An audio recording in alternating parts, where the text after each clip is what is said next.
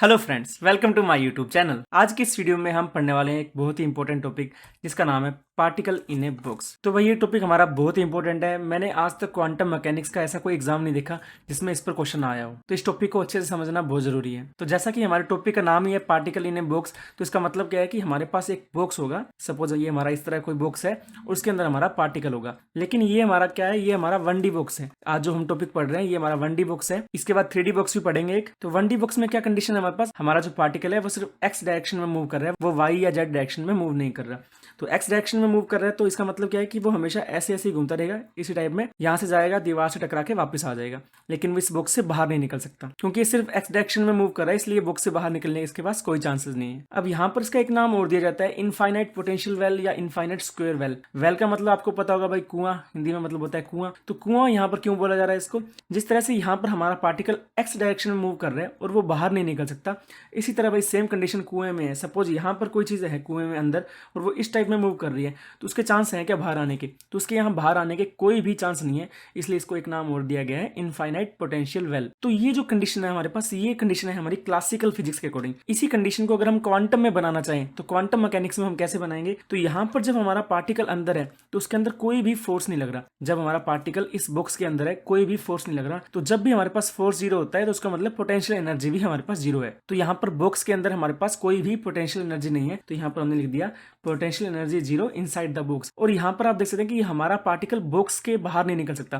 कहने का मतलब कि यहाँ पर उसके पास इनफाइनाइट पोटेंशियल एनर्जी लग रही है, इन दीवारों पर पोटेंशियल एनर्जी इनफाइनाइट है, जिसके कारण हमारा पार्टिकल बाहर नहीं निकल सकता, उसके ऊपर बहुत ज्यादा फोर्स लग रहा है बाहर निकलने के लिए। तो जब इसको क्वांटम में बनाएंगे तो क्वांटम में हम इस तरह से दिखाएंगे कि ये था हमारा पार्टिकल, जीरो से एल में पार्टिकल हमारा एग्जिस्ट कर रहा है, ये एक्स डायरेक्शन में मूव कर रहा है, दीवारों के बाहर वाला जो एरिया है वहां पर इनफाइनाइट पोटेंशियल रखा हुआ है, मतलब पार्टिकल के पास कोई भी चांस नहीं है बाहर आने के। मतलब हमारा पार्टिकल क्या है, सिर्फ अंदर ही अंदर मोशन करता रहेगा, बाहर नहीं जाएगा। तो अब हमें पता लग गया कि हमारे पास जो पोटेंशियल है वो बॉक्स के अंदर तो जीरो है और बॉक्स के बाहर इनफाइनाइट है। तो इसको मैथमेटिकल एक्सप्रेशन में लिखेंगे, potential zero inside the box, मतलब जीरो से एल का बॉक्स है ना हमारा, और बॉक्स के बाहर मतलब अदरवाइज कितनी है, इनफाइनाइट। तो ये आ गया हमारे पास पोटेंशियल का मान। तो अब इस सिस्टम को सोल्व करते हैं। हम लोगों ने श्रोडिंगर इक्वेशन पढ़ा था लास्ट वीडियो में। तो श्रोडिंगर इक्वेशन क्या होती है हमारे पास, वो होती है kinetic energy plus potential energy. तो kinetic energy plus potential energy का फॉर्मूला लिख देते हैं। तो काइनेटिक एनर्जी होती है हमारी minus H cut square divide by 2m D square sine by D X square. ये आ गया हमारा पोटेंशियल एनर्जी और ये आ गई हमारी टोटल एनर्जी, मतलब ये हैमिल्टोनियन ऑपरेटर हो गया हमारा। हैमिल्टोनियन ऑपरेटर ये होता है ना कि हमारा टोटल एनर्जी जो होती है उसको हम ई से दिखा सकते हैं। भाई श्रोडिंगर इक्वेशन को अच्छे से समझना बहुत जरूरी है। ये इक्वेशन अच्छे से समझ आ गई तो आप भाई आधी क्वांटम मैकेनिक्स को इजीली सोल्व कर सकते हो। तो भाई अभी अभी हमने पढ़ा कि पोटेंशियल हमारे पास कैसा है, हमारे पास पोटेंशियल है बॉक्स के अंदर क्या है, जीरो है। तो अब हम सिर्फ बॉक्स के अंदर की बात करने वाले हैं, बॉक्स के बाहर की बात नहीं कर रहे फिलहाल हम। तो बॉक्स के अंदर पोटेंशियल जीरो, तो हम यहाँ पर पोटेंशियल की वैल्यू जीरो पुट कर देते हैं। तो हमारे पास क्या आ जाएगा, हमारे पास ये वाली टर्म आ जाएगी minus H cut square by 2m और D square sine by D X square.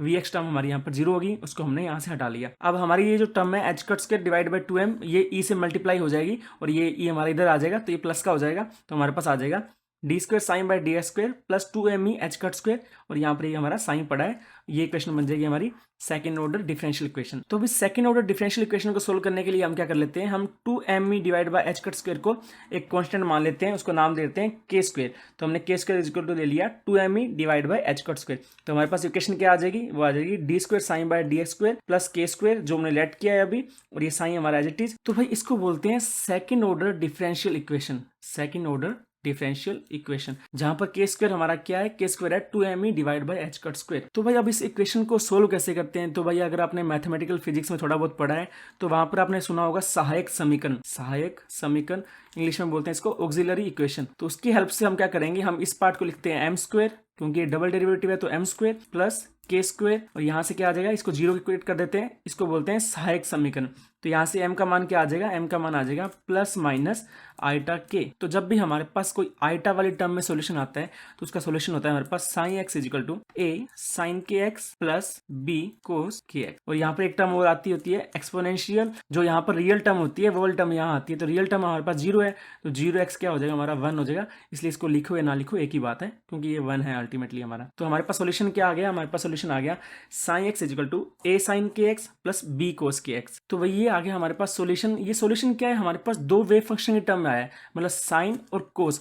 जैसा आपने श्रोडिंगर कैट में पढ़ा था कि हमारी बिल्ली मोस्टली भाई सेम टाइम पर जिंदा भी हो सकती है और डेड भी हो सकती है, उसी टाइप में हमारे पास सॉल्यूशन आ गया। यहाँ पर साइन में भी आ गया, कोस में भी आ गया, तो ये एक तरह से सुपरपोजिशन हो गया हमारे वेव फंक्शन का। लेकिन अब हमें इस वेव फंक्शन को सोल्व करना पड़ेगा बाउंड्री कंडीशन लगा के। तो बाउंड्री कंडीशन क्या होती है, हमें ये जो हमारा वेल था इसकी बाउंड्रीज हमें पता है कि एक तो है x इजिकल टू 0, एक है x is equal to l।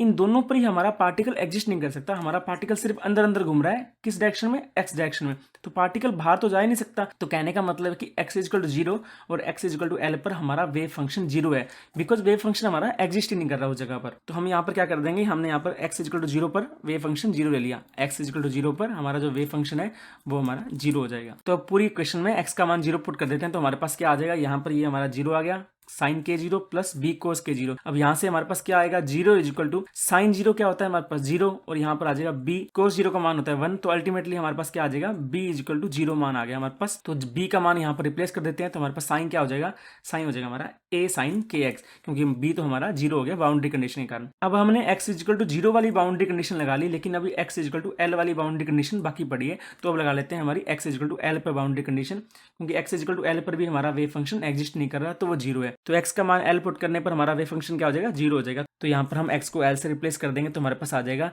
Sign का मान 0 आ गया, किस पर, x इजिकल टू l पर। तो यहाँ पर हमारे पास दो चीजें हैं, या तो हमारा a 0 हो सकता है या हमारा साइन के एल 0 हो सकता है। लेकिन अगर ये हमारा रियल केस है तो ए हमारा कभी भी 0 नहीं हो सकता, बिकॉज ए 0 हो गया तो हमारा पूरा वेव फंक्शन ही 0 हो जाएगा, तो मतलब हमारा पार्टिकल एग्जिस्ट ही नहीं कर रहा, इसलिए ए यहाँ पर कभी भी 0 नहीं हो सकता। लेकिन साइन के एल हमारा 0 हो सकता है, तो हमारे पास आ जाएगा साइन के एल इजिकल टू 0। अब यहाँ पर हम इसका सोल्यूशन निकाल सकते हैं। साइन 0 कब होता है, साइन 0 होता है एक तो 0 पर, एक पाई पर, एक 2 पाई पर। इसी तरह जब भी हमारे पास साइन के थीटा एंगल एन पाई होगा तो साइन हमारा 0 हो सकता है। तो यहाँ पर हम लिख सकते हैं 0 को साइन एन पाई। तो यहाँ से हमारे पास आ जाएगा K L is equal to N pi, मतलब K is equal to N pi by L. अब के क्या था हमारा, के आया था हमारा पहले K square is equal to 2m divide by H cut square. तो यहाँ पर जो के है हम इसका जब स्क्वायर करेंगे तो ये हो जाएगा N square pi square divide by L. तो इन दोनों फॉर्मूले से यहाँ पर हम ई की वैल्यू निकाल सकते हैं। तो ई का मान आ जाएगा हमारे पास N square pi square H cut square 2m L square. तो यहाँ पर बाकी सारी चीजें कांस्टेंट है, पाई एच एम एल सब चीजें कांस्टेंट है। एन हमारा वेरी करेगा, एन हमारा क्या हो सकता है, एन हमारा 1 2 3 4 कुछ भी वैल्यू ले सकता है, लेकिन वो 0 नहीं हो सकता, बिकॉज एन इजिकल टू 0 लेने पर हमारे पास एनर्जी 0 हो जाएगी, जो कि पॉसिबल नहीं है 1D बॉक्स के लिए। इसलिए एन का मिनिमम मान क्या हो जाएगा हमारे पास, 1 हो जाएगा। तो भाई यहाँ पर एन क्या है, एन हमारा एक क्वांटम नंबर है जिसके मान क्या है हमारे पास, एन इजिकल टू 1 2 3 4 ऐसे डिफरेंट वैल्यूज पॉसिबल है हमारे पास एन के लिए। एन का मान चेंज करते जाएंगे तो हमारे पास नई नई वैल्यू आती रहेंगी एनर्जी की। अब एच कट क्या है भाई, एच कट हमारा छोटा भाई है किसका, प्लांक कांस्टेंट का, एच डिवाइड बाई 2 पाई। ये होता है हमारा प्लांक का छोटा भाई, इसको बोलते हैं रिड्यूस्ड प्लांक वर्जन। एल क्या है, एल हमारी लेंथ है बुक्स की, एम हमारा पार्टिकल का मास है, जो भी हमारा पार्टिकल अंदर इलेक्ट्रॉन प्रोटॉन उसका मास हम यूज कर लेंगे। तो एच कट को जब एच डिवाइड बाई 2 पाई लिखेंगे तो हमारे पास ये वाला मान आ जाएगा एच की टर्म में। हर एग्जाम में इस फॉर्मूले पर डायरेक्टली क्वेश्चन आ जाते हैं। हमारे पास क्या आ जाएगा, हमारे पास पूछेंगे एन इजिकल टू 4 के लिए एनर्जी का मान बताओ। अगर बाकी सब वैल्यूज हमें पता होंगी, एन का मान हम 4 पुट कर देंगे तो हमारे पास एनर्जी आ जाएगी 4th लेवल के लिए। तो अगर हम यहाँ पर एन का मान 1 पुट कर दें तो हमारे पास क्या आ जाएगा, पाई square H cut square divide by 2ml square. जब एन का मान 2 पुट करेंगे तो 2 की स्क्वायर हो जाएगी 4, तो हमारे पास ये वाली वैल्यू आ जाएगी। जब एन का मान 3 पुट करेंगे तो हमारे पास 9 आ जाएगा। इसी तरह अलग अलग एनर्जी के लिए हमारे पास लेवल बढ़ते जा रहे हैं। जैसे जैसे एन का मान बढ़ता जा रहा है हमारा एनर्जीज के बीच में डिफरेंस बढ़ता जा रहा है। इसको क्या बोलते हैं, क्वांटाइजेशन। बिकॉज हमारे पास एन की वैल्यूज के लिए कुछ फिक्स एनर्जी का मान आ रहा है। हमारे पास एन इजिकल टू 1 और एन इजिकल टू के बीच में जो एनर्जी है उसका मान हमारे पास नहीं है। इसी को तो बोलते हैं discrete system, quantization system. Classical mechanics में हमारे पास क्या होता है, उसमें हमारे पास हर तरह की एनर्जी वैल्यू पॉसिबल होती है, लेकिन क्वांटम में हमारे पास कुछ अलाउड वैल्यूज ही हो सकती हैं, उसके अलावा वैल्यूज नहीं हो सकती। उनको बोलते हैं क्वांटाइज्ड वैल्यू। तो मैंने अभी आपको बताया कि एन का मान मिनिमम हमारे पास क्या हो सकता है, 1 हो सकता है। तो एन का मान जब 1 पुट करते हैं तो हमारे पास आता है pi square H cut square divide by 2m L square. N का मान हमारे पास 0 नहीं हो सकता, बिकॉज 0 होते ही हमारी एनर्जी 0 हो जाएगी। तो जो एन के मिनिमम मान के लिए एनर्जी आती है उसको बोला जाता है 0 पॉइंट एनर्जी। 0 पॉइंट एनर्जी, तो ये छोटे क्वेश्चंस में एग्जाम में आता है। 1D बॉक्स के लिए 0 पॉइंट एनर्जी क्या है, तो इसमें आपको इस ऑप्शन को सिलेक्ट करना है, बिकॉज n बराबर 1 के लिए जो एनर्जी का मान होता है वही होता है हमारा 0 पॉइंट एनर्जी। तो भाई बाउंड्री कंडीशन लगाने के बाद हमारे पास वेव फंक्शन का फॉर्मूला आ गया था a साइन के एक्स। यहाँ पर k का मान क्या है, k का मान है n pi divide by l, तो ये हो जाएगा हमारा साइन का नया फॉर्मूला। यहाँ पर अब a क्या है, a है भाई हमारा नॉर्मलाइजेशन कांस्टेंट। नॉर्मलाइजेशन कांस्टेंट को सोल्व करना हमें आता है। उसकी क्या इक्वेशन होती है, माइनस इनफाइनाइट से infinite sine star sine dx is equal to 1। 1D system के लिए dx आता है, 3D के लिए dv आता है यहाँ पर। तो अब हमें पता है हमारा बॉक्स कहाँ से कहाँ एग्जिस्ट कर रहा है। हमारा बॉक्स एग्जिस्ट कर रहा है 0 से l के लिए, तो यहाँ पर लिमिट हो जाएगी हमारी 0 से l sine square dx। Sine star sine क्या हो जाएगा, साइन स्क्वायर हो जाएगा। तो साइन का स्क्वायर करने से हमारे पास आ जाएगा a स्क्वायर, हमारा बाहर आ जाएगा बिकॉज वो कॉन्स्टेंट टर्म है। साइन का स्क्वायर साइन स्क्वायर हो जाएगा, चीजें हमारी एज इट इज रहेंगी। अब जब यहाँ से इस इंटीग्रेशन को सोल्व करोगे आप, तो हमारे पास a का मान आ जाएगा √2 डिवाइड बाई एल। तो यहाँ से हमारे पास नॉर्मलाइजेशन कांस्टेंट की वैल्यू आ जाएगी √2 डिवाइड बाई एल। और हमारे पास वेव फंक्शन क्या हो जाएगा, वेव फंक्शन हो जाएगा हमारे पास साइन एक्स, ए का मान आ गया √2 divide by L sign n pi divide by L x. तो ये आ गया हमारे पास फाइनल वेव फंक्शन। तो यहाँ पर आप देख सकते हैं कि हमारा जो वेव फंक्शन है वो किस पर डिपेंड कर रहा है, वो n पर डिपेंड कर रहा है। हमारी एनर्जी भी n पर डिपेंड कर रही थी, एनर्जी का फॉर्मूला आया था ना n स्क्वायर, और यहाँ पर वेव फंक्शन का फॉर्मूला है साइन n। तो n की वैल्यू अलग अलग करने पर हमारा वेव फंक्शन भी अलग अलग आता रहेगा। तो जब हम n = 1 पुट करते हैं, n = 1, तो हमारा वेव फंक्शन क्या आता है हमारे पास, ये आएगा √2 by L sine pi X divide by L. इसी तरह n = 2 पर आएगा हमारे पास sine 2 √2 by L sine 2 pi X by L. n = 3 पर हमारे पास आ जाएगा √2 by L sine 3 pi X by L.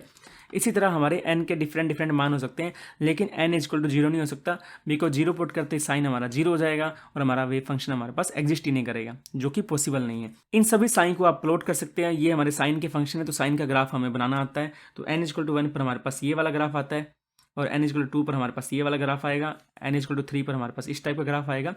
और आप देख सकते हैं कि यहाँ पर ये हमारी बाउंड्री थी x = 0 से l, ये हमारा x = 0, ये हमारा x = l। तो n = 1 पर जो हमारा साइन का ग्राफ है ये कहीं भी नहीं काट रहा है x एक्सिस को, लेकिन n = 2 के लिए हमारा साइन का ग्राफ एक पॉइंट पर काट रहा है।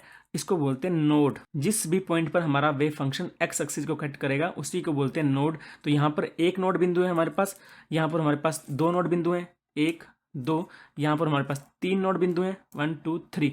इसी तरह जब हमारे पास n = 8 होगा तो नोड बिंदु कितने हो जाएंगे हमारे पास, n = 7।